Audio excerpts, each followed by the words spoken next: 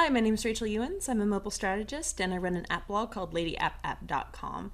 So we all know that iPads have become great business tools. Lots of executives are using them, and one of the best uses for them for an executive is as a scanner to scan in documents and make sure they're saved. So today we're going to look at how to scan documents with your iPad.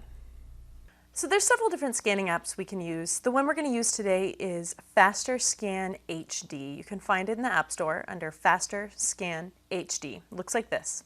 So we're going to open the app.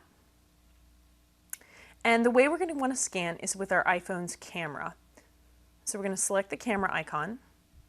And we have our document over here. So I want to center that document right into the frame. So once it's centered, I'm going to hit the photo button. And it grabs a photo of it. So now I need to determine where the corners are and help the app out. So what I'm going to do is drag these corners into where the document is.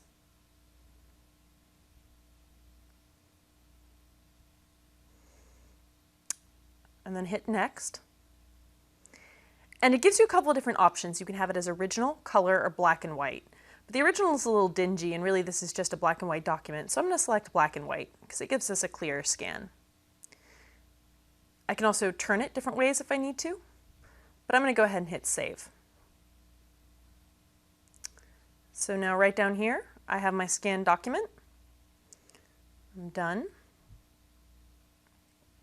So now I have the option to print or save my newly scanned document.